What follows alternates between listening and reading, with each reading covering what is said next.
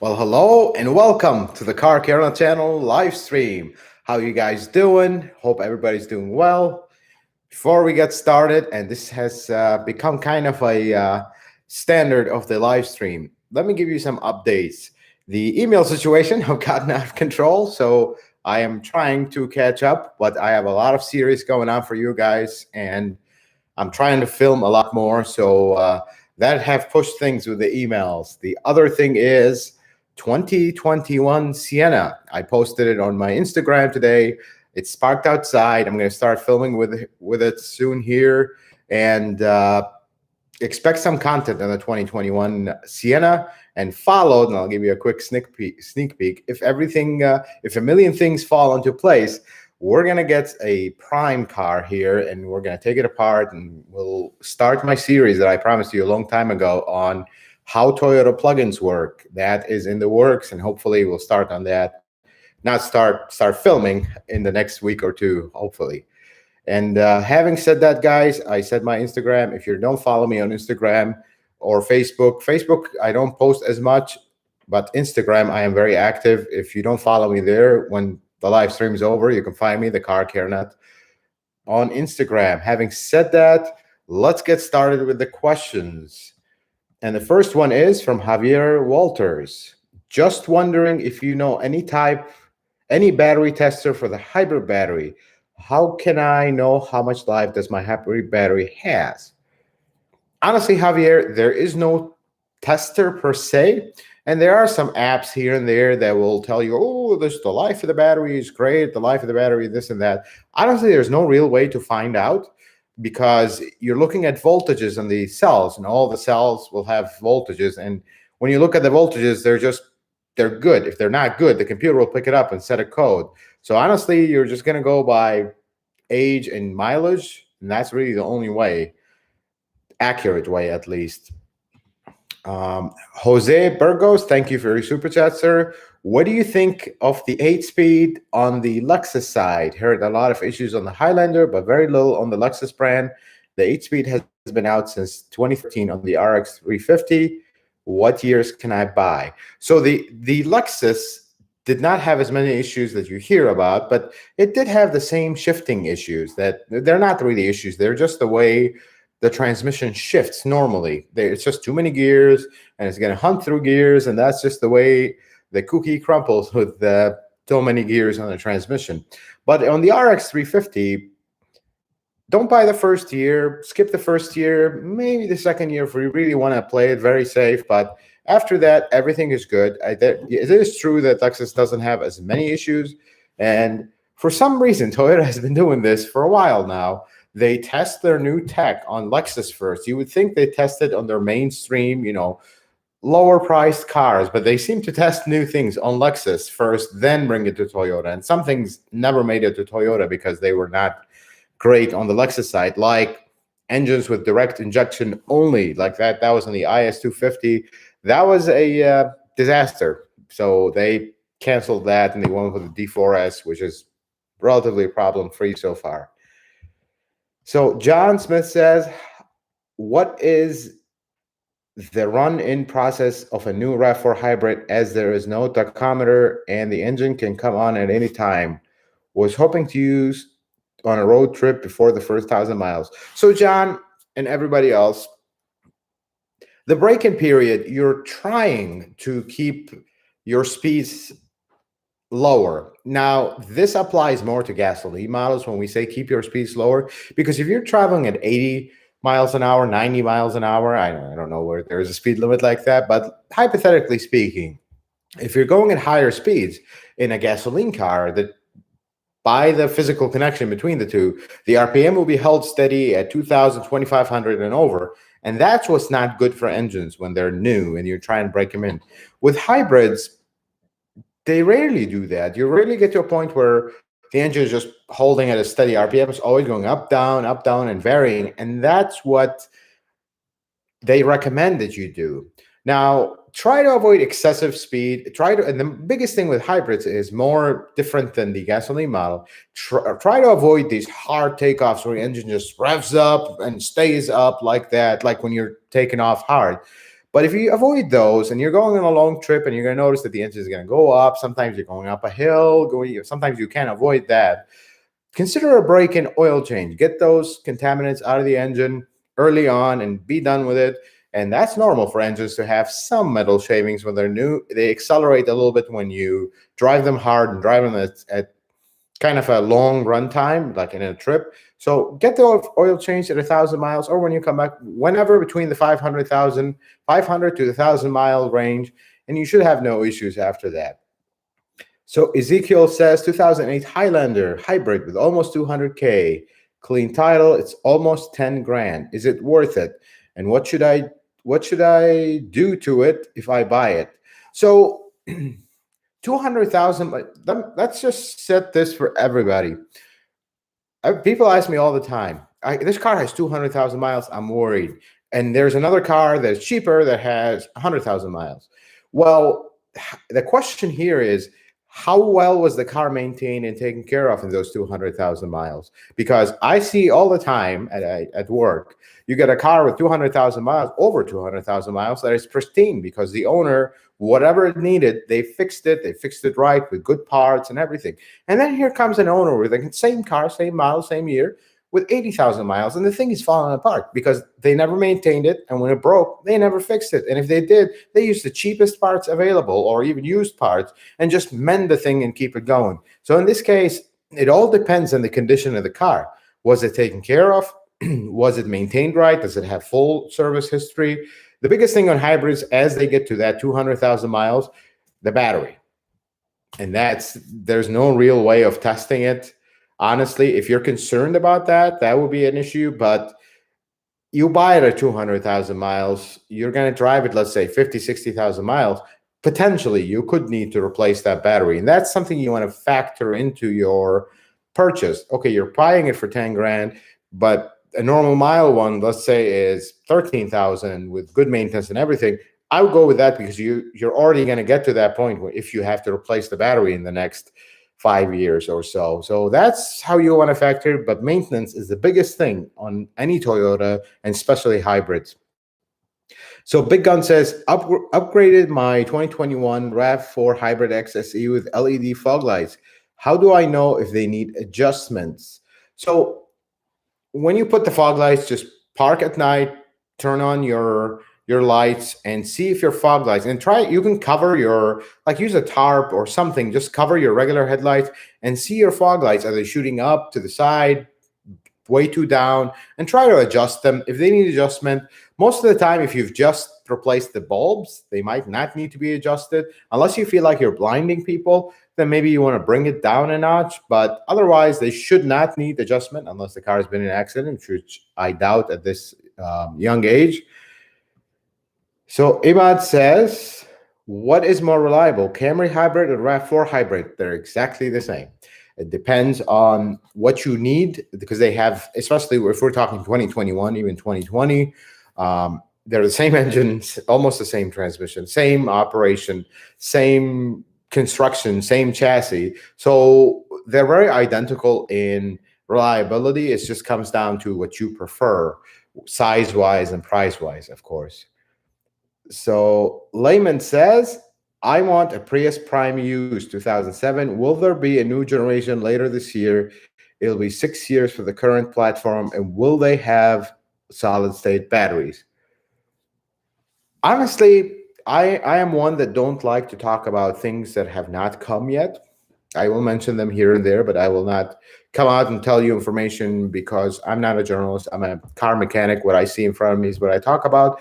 But the solid state, I have zero information. If you don't know this about Toyota, they are super secretive about their stuff.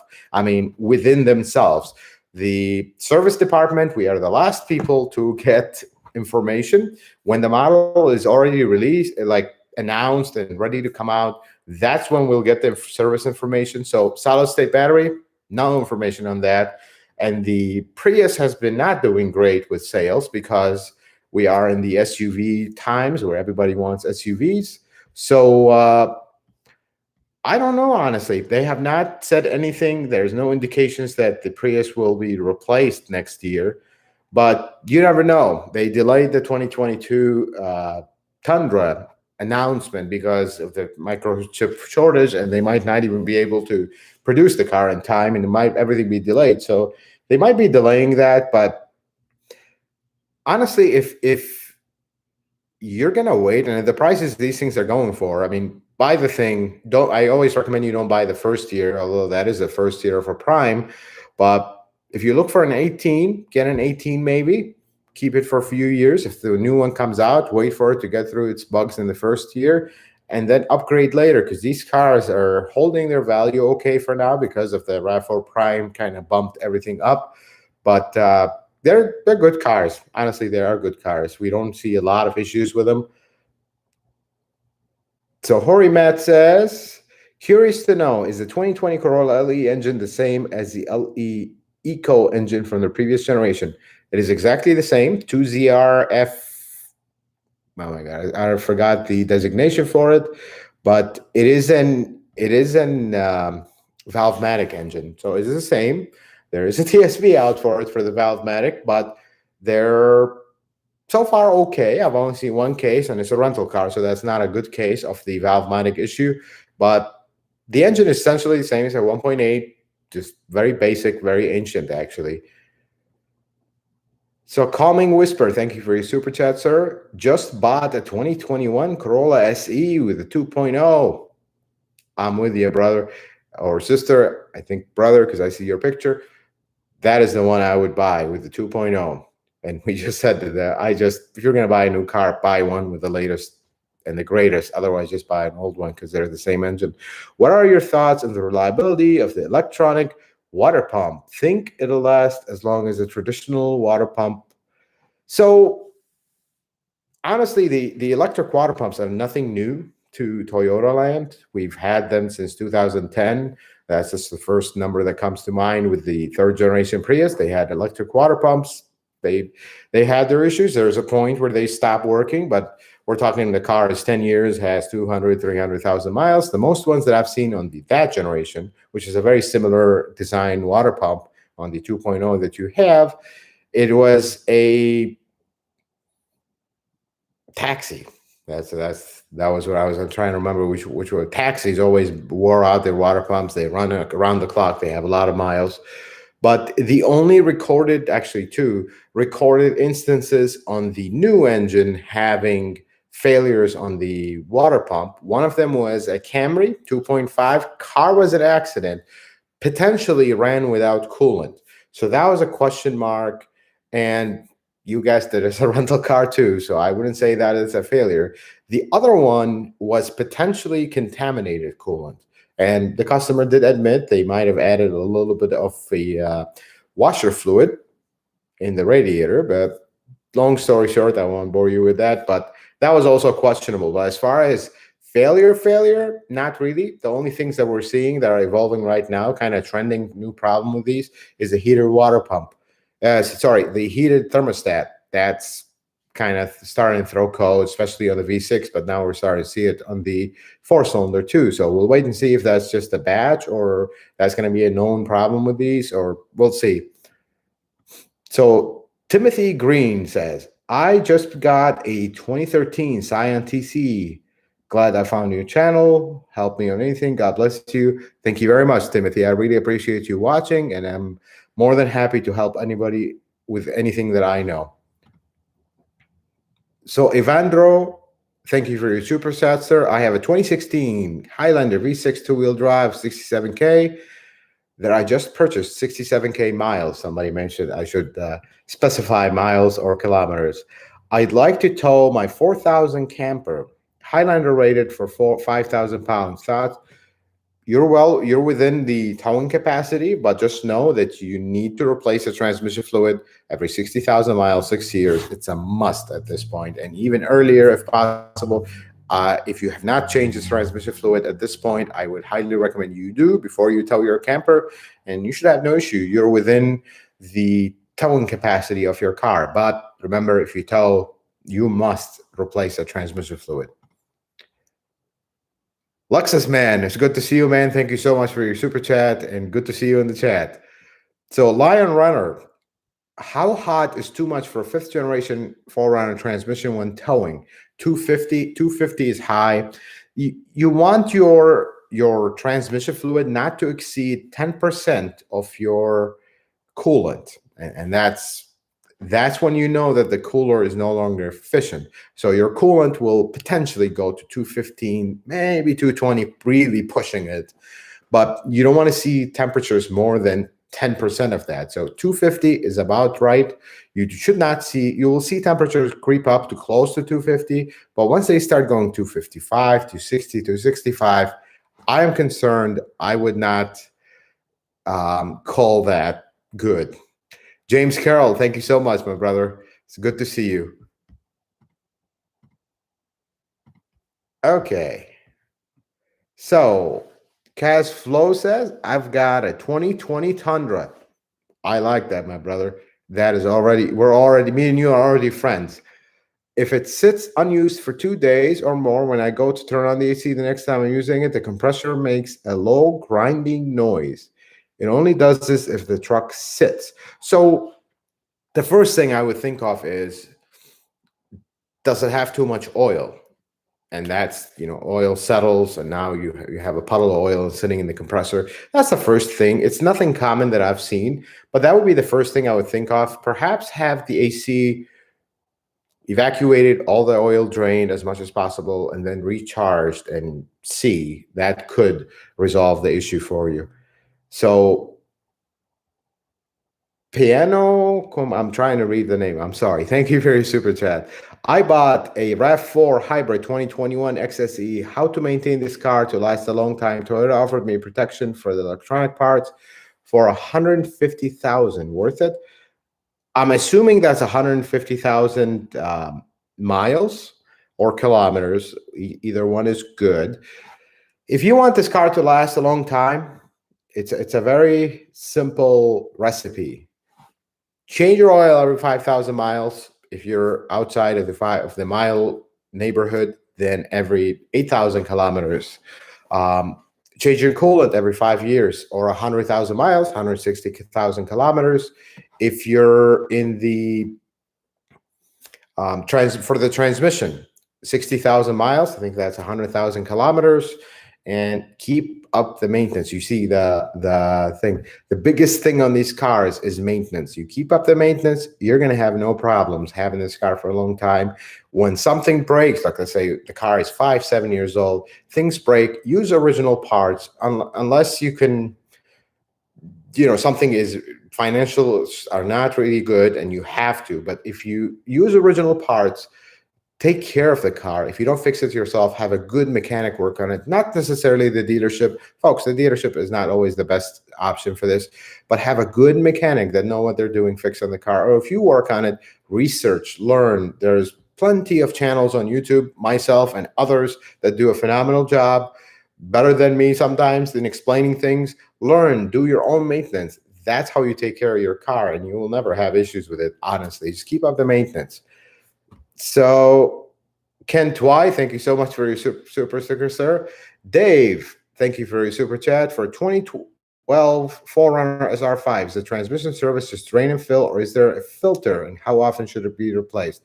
Honestly, Dave, if you change the transmission fluid on time, which is every 60,000 miles, 6 years, you should never have to worry about that filter, because I don't remember the last time I took a filter. Some people insist on the filter. Okay, we take it apart and we look at it. If you change the fluid on time, you will never have to deal with the filter at all. And that's what I actually recommend. When you open the pan, now you're exposing everything to moisture and dirt and all this, and it's unnecessary. I would just replace the fluid on time and not worry about the filter. Carlos, thank you for your super sticker. Sharep777 from Canada, I'm seeing here. I had a 2014 Camry Hybrid, put 376,000 kilometers on it, never did anything to it except oil changes, stock 12 battery, never did transmission oil, sold it, no issues. That is impressive. That is very, very good. But you push the envelope there, honestly. I will say it. You'd want to maintain these cars, change the fluids. Whoever got this car, the problems might have started, but I'm glad you didn't have any issues. So R. Chavazos, thank you so much for your super chat, sir. Will Toyota ever bring back the 4.0 to the Tacoma? If not, is it easy to compatible to swap a 4.0? So they will not bring the 4.0, and I wouldn't be surprised if they don't take out the 4.0 out of the 4Runner. It's not because they want to, trust me. If it was up to the manufacturers, they'd keep the same engine in the same car forever. Emissions. It won't be emissions compliant. And I know some, maybe in your area, emissions are not an issue. They're not directly compatible. Always, there's going to have to be a lot of modification, but can it be done? Yes. Doesn't make sense to do it. That's really hard to tell. That would be up to you. But is it possible? Yes, but emissions is the biggest thing, and I don't think they will bring it back, unfortunately. Matthew Clark, thank you for your super chat. I have a 2014 Lexus IS250F Sport with 112,000 miles. Should I worry about carbon buildup in these direct injection engines? No. In your car, you have D4S. You should not worry about it. You will hear all kinds of horror stories on the internet. Don't worry. This does not apply to your 2014 Lexus. However, take care of the maintenance, use good gasoline, and you should have no issues. I mean, top tier gasoline is very good. Try to avoid short trips as much as possible, because that really builds up carbon even on non-direct injection cars, by the way. But take care of the car. Good. If you're worried, really worried, run a service cleaner that cleans the valves and all that. But really, you don't need it, because you should have D4S in that engine, and you should have no issues with it. So Jose, I was looking to buy a 2017 RX 350, but saw the transmission issue on Highlander. Do they share transmission? Should I stick with an 18 model to avoid the issue? So Lexus and Toyota will have although they're the same company, but they kind of seem to be a little separate with their R&D and their different things. I'm not exactly sure on the year if there's any changes on the Lexus side of things. I'd have to look it up, because they don't really have a lot of issues per se, but avoid the first 2 years. So you said 13 and 14, avoid 13 and 14. If you're really worried about it, go with an 18 and up. And that's really playing it very safe, because they did not have the same problems as the Highlander and the Sienna did. Bob Lavelle, thank you for your super chat, sir. Steven, thank you so much for your super chat, sir. I really appreciate you guys watching. You are very generous. So, let's see. Joe Guzman says, tips on the right rear wheel bearings on Tundras. Here's a top tip. Run. They're not fun. So no, you do need a special tool. There is no way around it. I mean, you're going to be beating yourself if you don't have the special tool. And the bearing it's the actual hub and axle is just one giant blob, and the bearing presses onto that, and then the backing plate, and it's all like one giant blob. You basically need a special tool that hooks onto the bearing itself, and it's a very long tube. So when you put it in the press and you press it, it holds that and pushes the hub out. But usually, once you do that, a part of the bearing, one of the races of the bearing, stays on the hub and the axle, and you have to very carefully cut it off. So you just make a slit in it and tap on it, sometimes a little air hammer to break it up. They're a pain, but that's really the first thing, special tools. There's not really, you're going to be fighting it left and right and cutting into it. Just whatever you do, be very careful when you cut the last trace, because if you just jab into it, now you took a piece of the axle out, you might have a problem setting the new bearing on, and now the whole axle is ruined and you need a new one. But they are fun. Just lots of patience with that one, because it will be a golden star, if you would, to hang on your things that I have done working on cars, because it's a nightmare, for lack of a better word. So Ron, on a 2021 Camry hybrid, how often How do I know when the brakes take over from the generator during braking? Wondering how to prolong the brake pads and maximize your regenerative braking. So anytime you jab the brakes really hard, they will engage. And here's the best way to know when your hydraulic brakes engage, so you can know that feeling when it changes. So when you're going very slow, press the brakes. You'll notice that it's like smooth, then it like jerks, and now the brakes are very hard. That's when the hydraulic brakes engage. And if you want to know how they feel, I don't recommend you do this a lot because putting hybrids in neutral, as we have discussed, is not a good idea. But here's a small tip. Go at low speed, put the car in neutral, and press the brakes. When you're in neutral, there's no regenerative braking. Press the brakes, it'll be 100% hydraulic. And that's how you'll know that different feel of the hydraulic brakes than regenerative. And it really comes down to how you throttle your foot on the brake pedal. If you're braking early and softly, you're mostly using regenerative braking.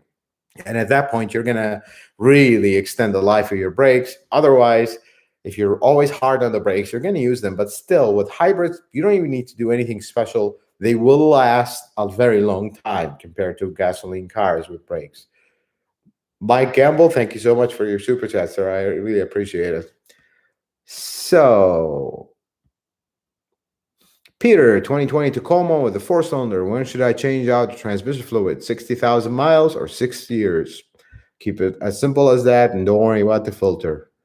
Jason, how can you tell when a hybrid battery is going bad? Does it give you an indication before it goes out? And how can you determine how many miles is on the hybrid battery? Just curious. So there is no real way to accurately know the health of the battery. Small things that might be interpreted the wrong way, and I'll share with you, but just take it as it is if you would. Don't take it as a rule. So when the hybrid battery starts weakening a little bit and kind of degrading, aging, if I don't know what the right term to use here, you're going to notice that your range drops slowly, and then the gasoline engine is always coming on much more frequently than usual. That's usually the signs. But if you're looking to buy a car, you don't know what was it before, so to know what is not normal. So that's when it kind of becomes inaccurate. And then the other thing is, when the hybrid battery completely fails, it'll set codes, and this is the biggest thing. If you have a hybrid, not all the time, most of the time, when the hybrid battery fails and the computer no longer likes it, it'll run the engine all the time, and it'll no longer use the hybrid system. You just press the gas, there's a little delay, and then the engine drives the car only, and the car will be very underpowered. That's a sign that the battery is going out. Otherwise, there's not really an accurate way to test them or know the mileage or know everything about them. So Nolan Thomas, thank you so much for your super chat, sir. I have a 2007 Prius 140K with original traction battery. When it fails, should I replace it myself or let the dealership do it? Look, you can replace it yourself. It is not difficult, honest to God, but you need to understand the dangers here. You can't just go in and jump in, feet wet and barefoot and just carrying the high voltage. There's a danger. So since your battery has not failed yet, which let's hope it never does, but if it ever does, from now till it does, do your research, look at videos, read resources, understand the dangers of working with hybrid batteries. That way you know what you're going into. You do it the right way, where it's safe, it's right. It's not process-wise, it is not difficult, but danger-wise, you need to be aware of what you're doing. It's just like you don't go taking the power wire out of the pole without some kind of training or at least information. That's the same thing. As far as nuts and bolts of the thing, it's very simple. There's not really much to it. Just watch out for the small details. On the second generation Prius, the covers, and when you take the covers of the battery, there are little almost plastic bars that sit across the battery, often forgotten, and they cause the battery to overheat. So make sure everything goes swapped to the new battery 100%. Jose, thank you so much for greetings from Brazil. Thank you so much for tuning in from Brazil, and thank you so much for your super chat, sir. So Sharep says, I got a RAV4 Prime in the city using EV mode, but right before going to highway, turning HV mode, how is this works with the engine not being warmed up and going into high RPM with cold oil, especially in the winter? So this will be the compromise of these cars. Honestly, there is, as your transmission is running and it's hot, the engine is right next to it, there's some heat that's going to transfer. But is it ideal? It is not, but that's just the way they are. They figured if you're driving in winter, the heat pump will not be enough to warm up your car and the engine will come on anyways if it's really cold. I mean, if you're in the 20s, that's a heat pump system. It's really not going to do anything. And it's going to, as soon as you turn on the heater, it's going to force the engine on, and that's that. But typically with hybrids, they don't, unless you really jab into it, it's not going to rev the engine very high. And it takes a split second for these engines to build up pressure, because they, remember, hybrids and even primes, they're the same in that aspect. When they turn on the engine, they're not cranking it with a slow starter at 200 RPM. They're immediately rapidly revving that engine at 1,000 RPM. So it builds up pressure very quickly, and that's how you don't have those moments of zero oil pressure until it builds up. It builds up very rapidly. So I wouldn't be concerned about it, but try to avoid you driving on the highway and switching and then just stabbing the throttle where the engine has to rev up, because it will allow you to do that, but it's not ideal. So perhaps when you're on the on-ramp and you're about to turn on HV mode, turn it on when you're still going slower, just so it would catch up and turn on, then you're free to go. All right. So here we go. William says, should a new RAV4 be undercoated? I live in the Rust Belt. So yes and no. That's one of the themes of the channel I haven't used in a while. So the new RAV4 is well covered underneath. I mean, you lean underneath the thing, it's all covered in plastic, and that really helps with rust. And German cars, and I know we're a Toyota channel, but let's talk about German cars for a quick second. That's one thing they do right. They always cover all their cars. So German cars, working on them, which you will be doing a lot. Ask me how I know that. At least they are covered and everything is not as rusty. So the Japanese are, I guess, learning from that. They learn how to make the covers not break and cost a small fortune like German cars do. So now they put covers. It's a very good idea to undercoat the areas that are exposed, but then if you're paying someone, you're paying a small fortune for them to just put 2 sprays in the little 2 spots that are open and leave the rest, because guys that undercoat cars professionally, they're not going to take the covers. They're not. They're going to try to spray around them, and that's at that. So if you're going to do it, have them take the covers, potentially have to pay a mechanic to take the covers, or you take them yourself, then undercoat it. But otherwise, it depends. It honestly, I personally, if I had a real RAV4, I live in the Rust Belt too, I wouldn't, because it's all covered and most of the outside parts now are turning into aluminum, so that's not going to rust. But if you want to do it right, or don't do it. That's the way I see it. Arcavazos, thank you for your super chat. OV tune for the Tacoma. Toyota should have done out of the factory, smoother shift points, better MPG throttle response. Interesting. That OV tune I've heard about, and sometimes Toyota just can't do these tunes because, believe it or not, some of these tunes will change the way the transmission shifts, and now your mileage changes, now your emissions changes in certain spots. Yes, it might still be emissions compliant, but it's not to the specification or category of that car. So they can't. Sometimes they're trying to squeeze to get a certification for a car.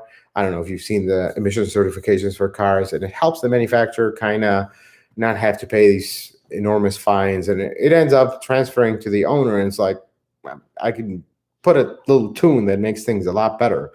But yeah, I hear you. I understand. I know. I agree with you. They should try to improve the way that some of these transmissions and even engines are shifting or driving. Fugazi, I was wondering if all the Lexus are still made in Japan. Heard some of them are being built in Canada. That is not the case. That is a long time ago. folks, for everybody else, Lexus and even hybrids are no longer only made in Japan. They're made, depends, all over, basically. They're trying more and more because it is not feasible for Toyota to ship cars from across the planet, from Japan to the US, for example, and they have 3, 4 factories here. Why don't we just make these cars here, and you know, we're not having to ship cars across the planet? People will debate the quality. I don't see it, honestly. Working in the real world, I don't see the quality difference, but we'll leave that for a video that I'm dreading making, honestly, because um, not up for the big debate of Japan versus North American made Toyota, at least not yet. So Richard says, how do you test if a 2010 Toyota Camry LE you just bought is burning oil or not? The truth is, there's no way.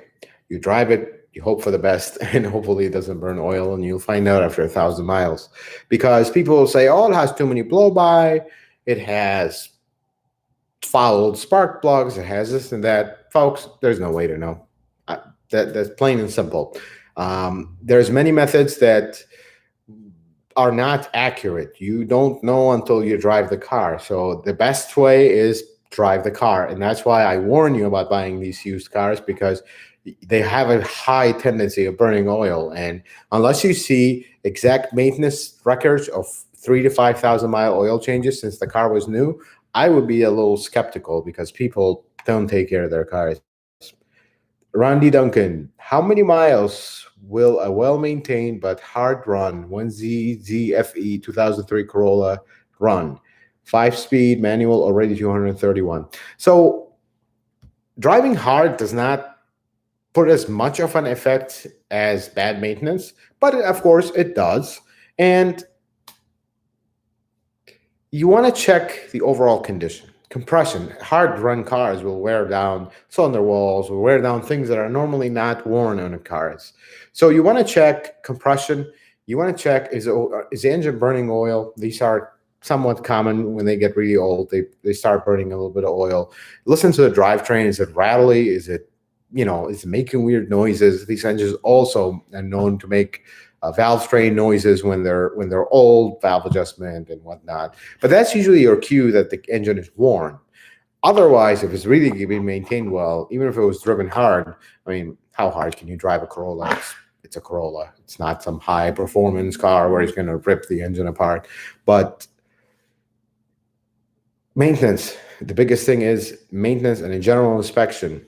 How's the engine running? And go from there. Don't be afraid by the miles, but look at the current condition in the car. And of course, the price will play a big factor in this. So Sharab, thank you for your super chat, sir. How many amps audio system can I install in the RAV4 Prime DC-DC converter? Capabilities, limitations, which car you decided to get, Avalon or RAV4 Prime?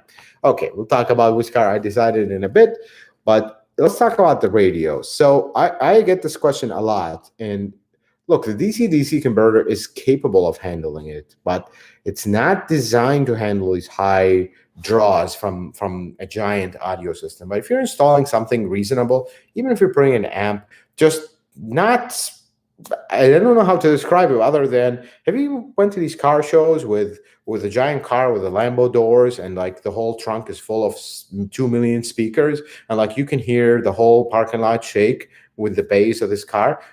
That's the sound system you should not be installing in your hybrid. But if you just want a nice sound in your car that sounds better than the original, with a small amp and some extra speakers, maybe one subwoofer in the trunk, go for it. That's okay. That's not extreme draw, but just don't take it overboard. That's what I always try to get to people. And what car did I decide to get? How about we do this? Let's go through the questions, and at the very end of the live stream, I'll tell you, because I don't want to take time talking about me from answering answers, okay? So I'll tell you at the end of the live stream, if you don't mind, if you're patient to stay till the end. So Real World Garage. First, I'd like to say thank you so much for buying, for joining the live stream. Folks, Real World Garage is actually a YouTube channel very respect from me to him. He makes very old. He's an old school mechanic that knows his stuff and makes very interesting videos, which I watch as time allows. It's very hard to watch YouTube these days when you make YouTube. That's very difficult. But I recommend you guys check him out. Old school mechanic that knows his stuff. Reminds me a lot of my old mentor. So I just bought my 2021 Highlander XSE. Congratulations. As someone else has mentioned, is there any known issues with the 8-speed?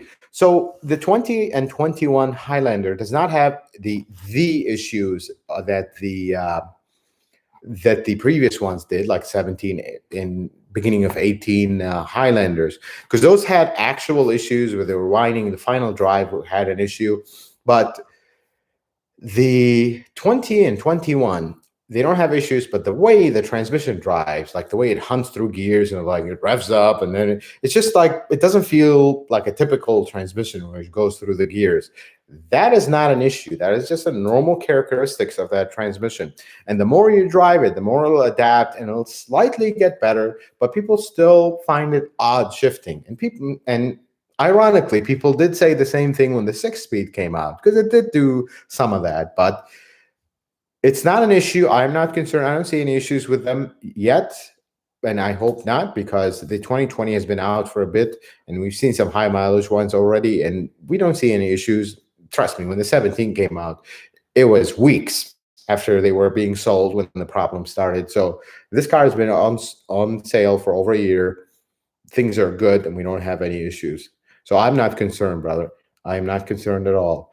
So Mark Goldstein says, I just purchased a Lexus RX 450h F Sport. Does it have lithium ion or nickel metal hydride battery? Depends on the year. And for those, honestly, Toyota have changed, and Lexus as well. Sorry, I keep saying Toyota. They changed so much that they flip back and forth. And this year, and then it's really hard to keep up. I usually look them up is the best way to give you an accurate answer. But if this is something older, if this is something, say 17 and below, it's most likely has nickel metal hydride. You really didn't see, at least on the Toyota side, you did not see lithium ions until 18-ish, somewhere 17, 18. But anything below that, likely nickel metal hydride. But I would have to look on this one if you give me the year of it. Perhaps leave a comment on this video once we're done with the live stream, and I'll get back to you, or in any of my videos. And speaking of that, folks, if you have a question, I see a lot of people post and apologize. I don't want you to apologize for asking a question. If I can answer it, I will be more than happy to.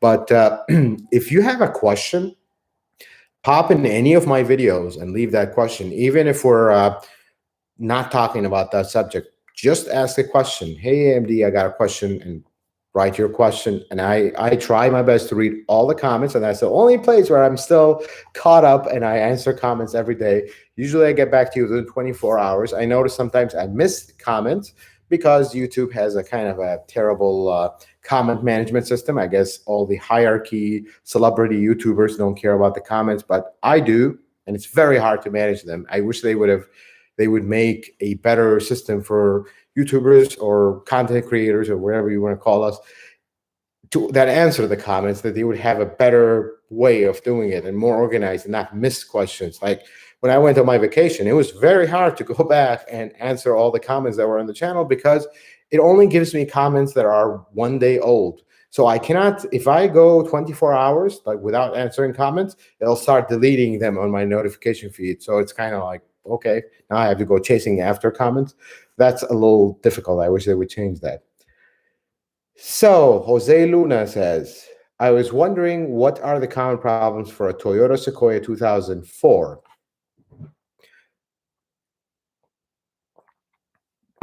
2004 Sequoia. Very good SUV if you don't live in the Rust Belt. They're notorious to rust, frame, all other components, exhaust especially. If you're not in the Rust Belt, it's a very good truck to buy. Just, of course, maintenance. That V8 is bulletproof, has a timing belt, transmission bulletproof, 4x4 system. Everything else, really, that's a very good truck to buy if you're not in the Rust Belt. If you are, run away, unless the frame's been replaced, unless the owner really took care of this thing where it's has very minimal rust. That's the only thing that kills these. Otherwise, they are really good trucks. So, Brian, I have a 19 Corolla hatchback, manual trans. Clutch makes growling noise sometimes, and clutch pedal has a lot of vibrations. What could it be? Two different dealers say car is fine.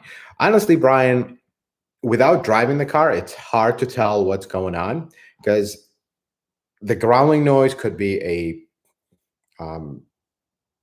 release bearing, could be, I mean, it could be a lot of things without me listening to it. But as far as common things, I don't know of anything common. The pedals can be a little squeaky, and that can be fixed. It's not normal. But the first thing in this diagnosis is it a mechanical, or is it a hydraulic problem, or is it just a pedal problem?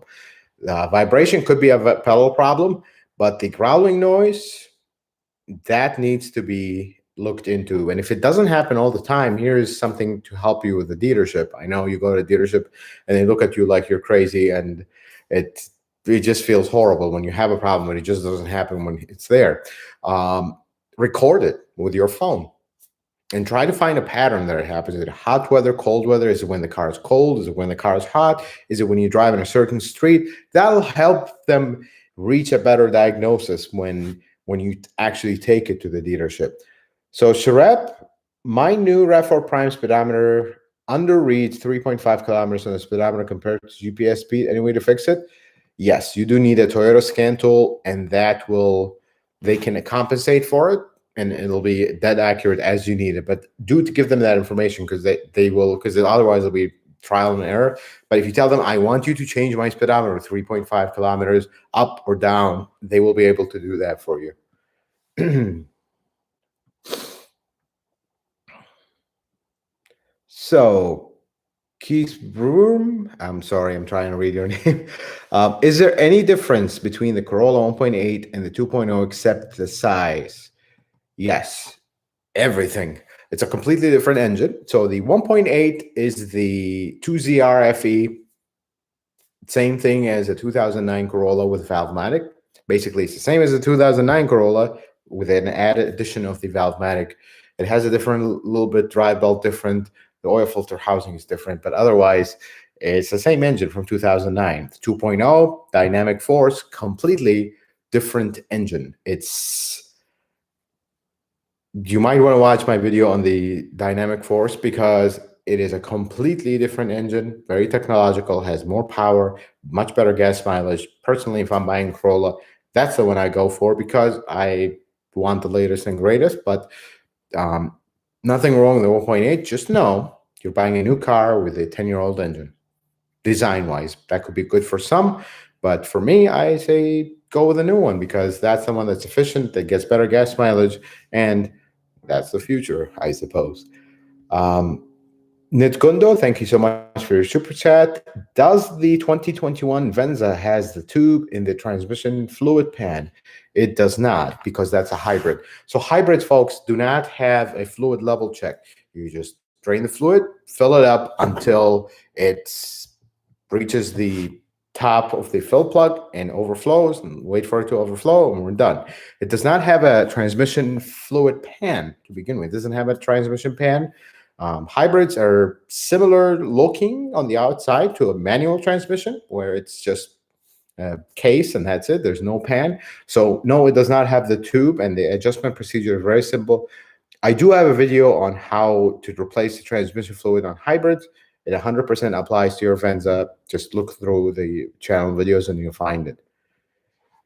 So let's move on to the next question. So School Loopy says, for 4Runner versus Tacoma, which is better? Honestly, personally, and I'm being biased right now, I'd say 4Runner currently, because it's still ancient. It's still a truck. Tacoma did have some concerns, and some people said it kind of went too modern and it lost some of its truckness. Still a good truck, but reliability-wise, the 4Runner, the drivability-wise, perhaps the Tacoma will have a slight advantage.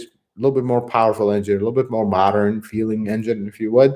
But 4Runner all the way for me, at least. If you're looking for a truck, though, Tacoma is a good truck, of course, but it does have some quirks because of the modern drivetrain, of course. The noise that people complain about, the way the transmission shifts, they're not problems. They're just normal characteristics that can be really annoying. Jerson Montel, thank you so much for your super sticker, sir. I appreciate it.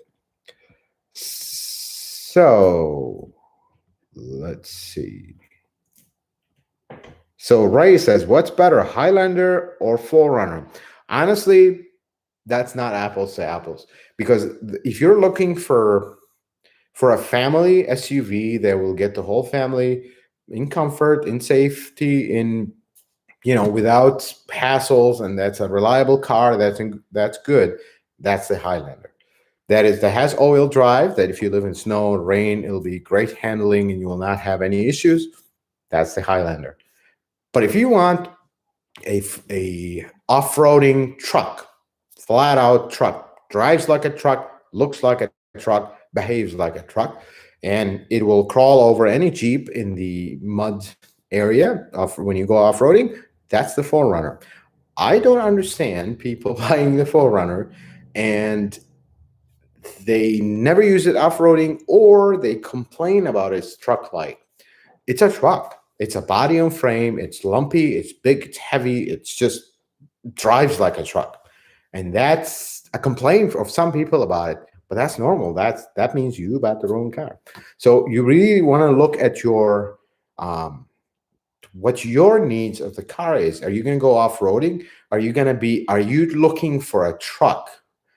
Then go for the 4Runner. But if you're just looking for an SUV for your family to haul things, maybe it'll do very light towing, then the Highlander is a much better option because it's smoother, it's nicer, it has more options, it's more refined, it's quieter, because it is an SUV meant for a family to do the SUV function of things, not the towing or the off-roading. Brian, thank you so much for your super sticker. All right. Let's continue the question. So Datra says, is there a service maintenance for the 2020 RAV4 GDI engines? There's not really anything specifically different about the maintenance, just regular oil changes, coolant fluids, spark plugs, and stuff like that. Nothing specific to the direct injection.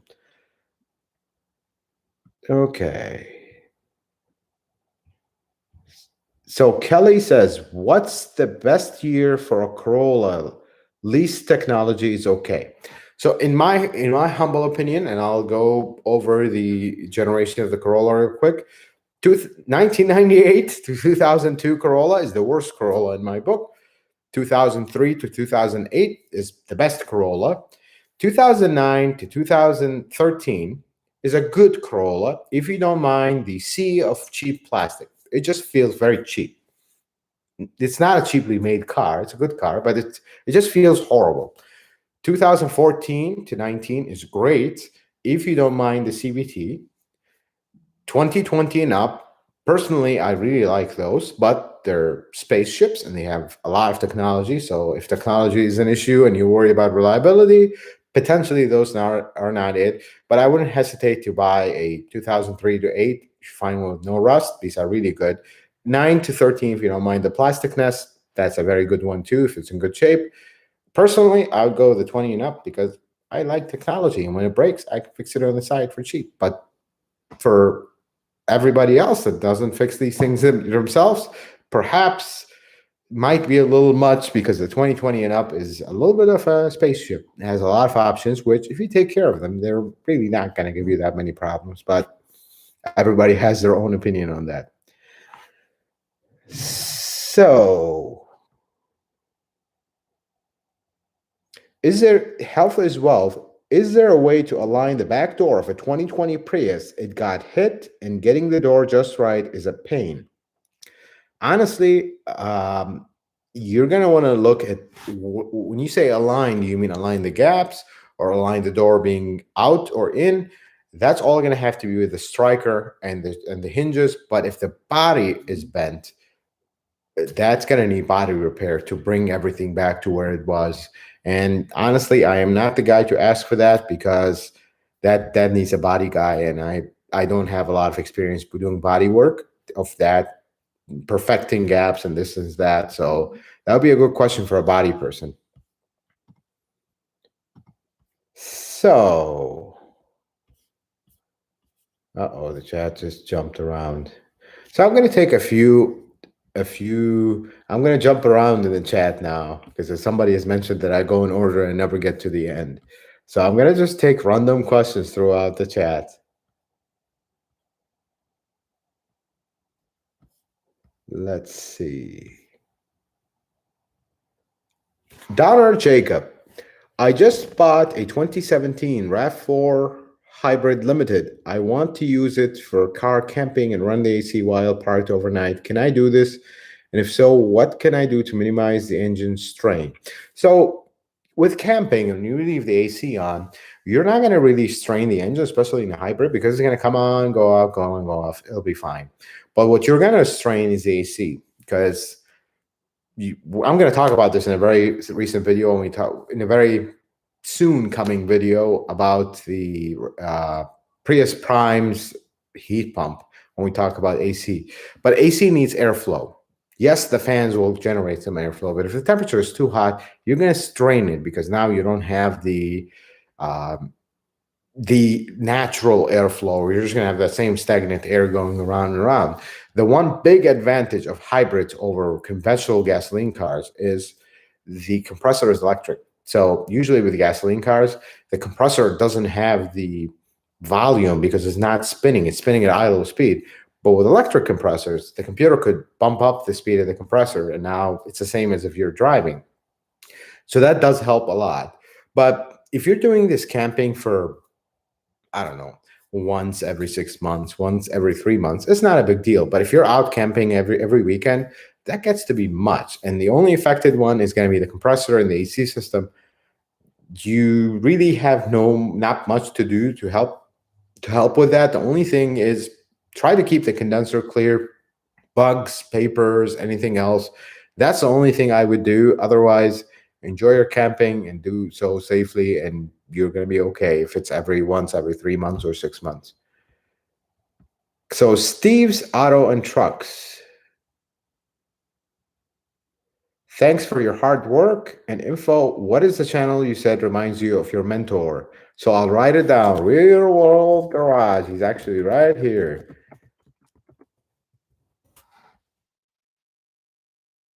I wrote it in the chat. If you scroll all the way down, you'll see it. So let's go another question. So Jerson says, what kind of oil do you recommend for 2016 Tundra 5.7? I was taking the dealer and they did every 10K. I want to start doing myself every 5K. Honestly, if you want to play it safe and you want to take care of your truck, just buy the Toyota oil from the dealership. It's not really that expensive. And I would use 0W20. That's a Toyota oil. It's great. Every single Toyota I've owned, I've used that, and I've never had a single issue really. If you don't want to go into the whole debacle of which oil is better and what's what, just buy the Toyota oil. It's the oil designed for the car. It'll guaranteed 100% to work for the car. Is there better? Yes, but are they necessarily worth it? Probably not, but that's the oil debate is long and ongoing. We're not going to get into it, but if you want to play it simple and safe, Toyota oil 0W20, life is good. William Castillo, thank you so much, sir, for joining the live stream. I really appreciate it. So, folks, this live stream I will have to cut short. I know we usually go an hour and a half, but this one I'm going to have to cut short. But we have 3 things we need to do. First, I'll take 2 last questions.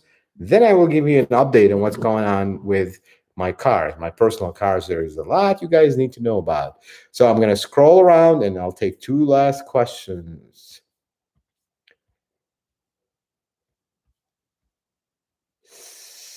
So let's see here.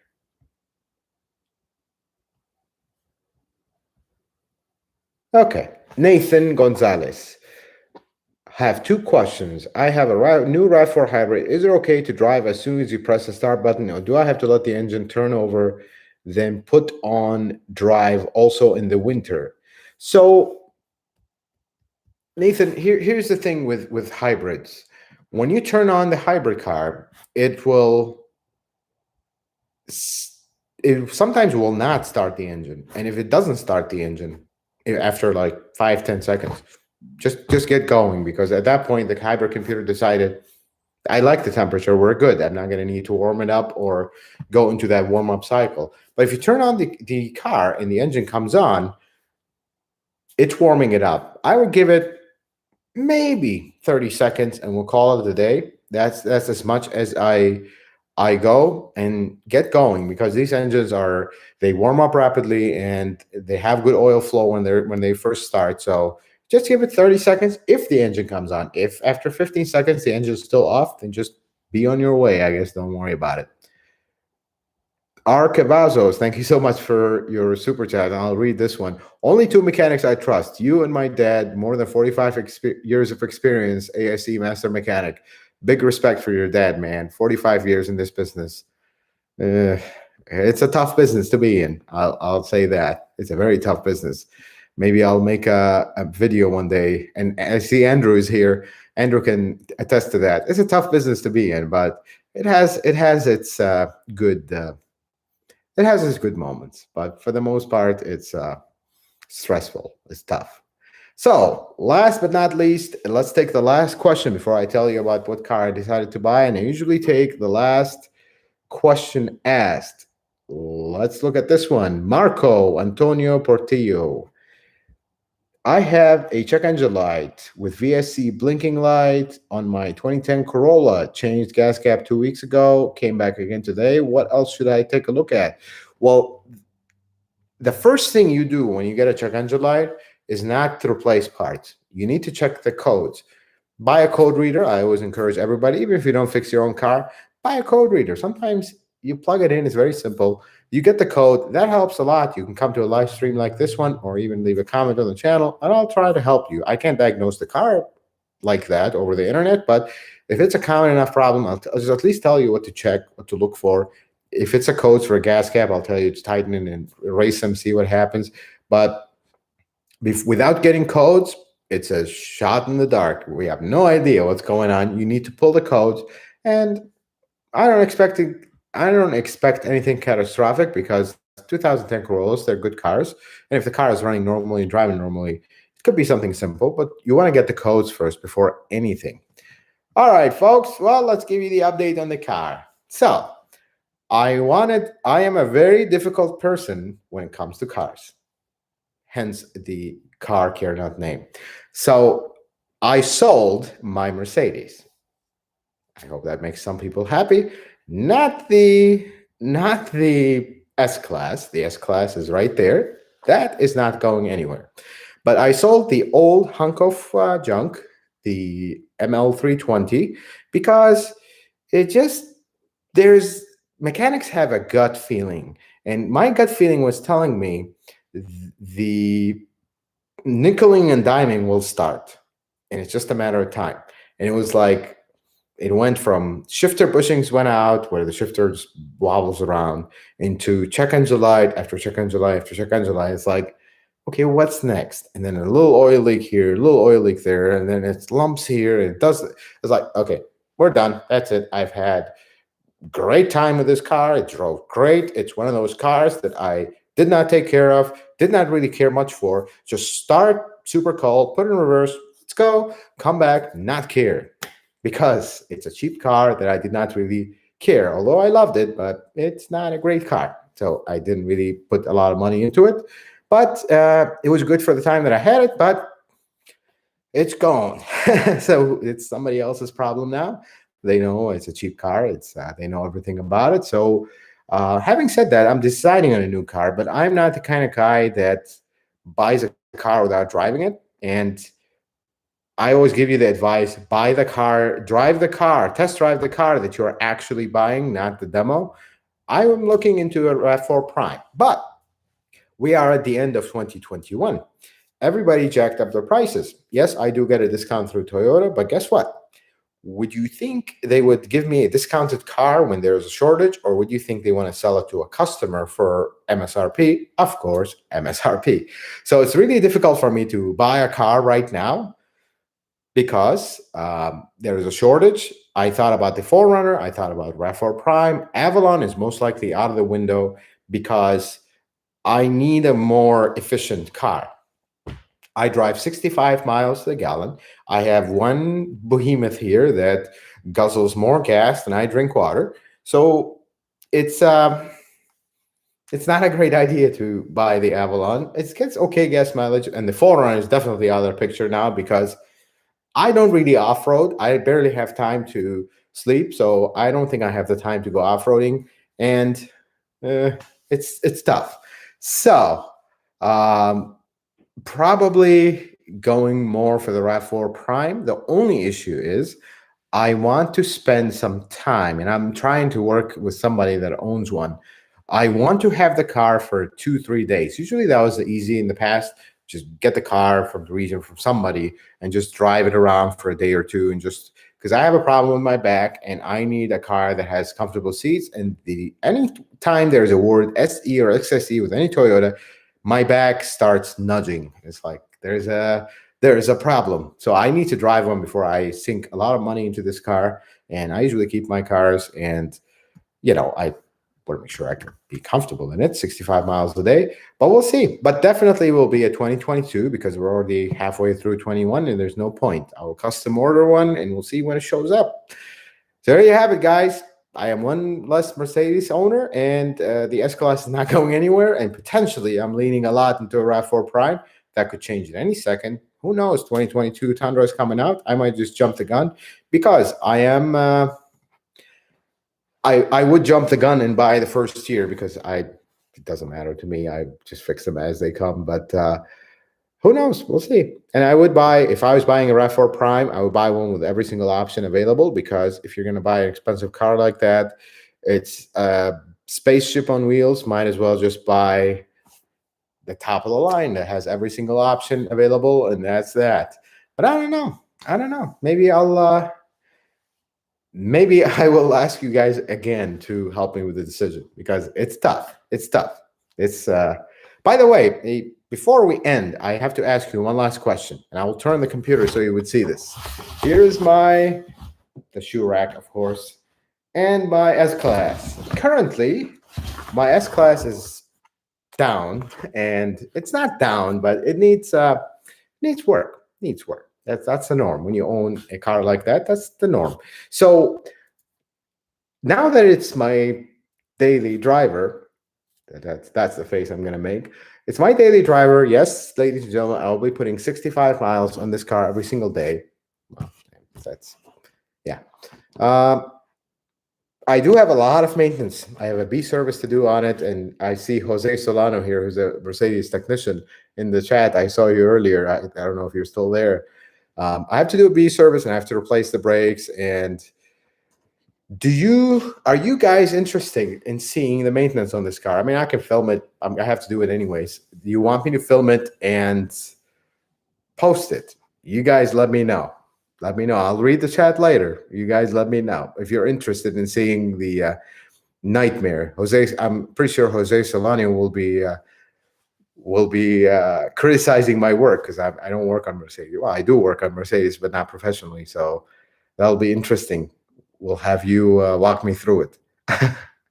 So Cecil Martin, thank you so much for your super chat. I'll take that last one, folks, because someone paid here, donated to the channel, and I appreciate them. So I'll answer that last question, and then we'll call it a day. The infotainment head unit in my 2017 Prius keeps rebooting. Can this be fixed, or do I need a new head unit? Unfortunately, when these things start rebooting like that, it's a software, but we can't really install anything or do anything with the software. You're going to have to replace it, and the dealership can do an exchange for you. And, that's one of these things. I always say new Toyota radios are terrible, and that's one of them. It's a software issue, but Toyota doesn't want to give us the software to fix it. So we're kind of stuck at the dealership level. So either get a replacement through the dealership. There's an exchange program where They basically send a used one that has been repaired, and you send yours, and you just swap them, and that's that. So ask for that. Sometimes these prices are not so bad, or go aftermarket, whatever works for you. All right, guys. So it looks like you guys agree on you want to see why is it a bad idea to own a Mercedes. So maybe I'll film it when I get to it. It's only overdue by a little bit because it's been sitting here for a long time, but time to get it done. Guys and ladies, thank you so much for watching my live stream. I really appreciate it. I hope you learned something new, and I hope you enjoy the dealership stories and the PDS, PDI video before that, and a lot more to come, starting with the 2021 Sienna, and then followed by some Prime or hybrid plug-in hybrids after that. Until the next video, guys, in the live stream, may the Lord bless you and keep you, guys, and you have a wonderful day.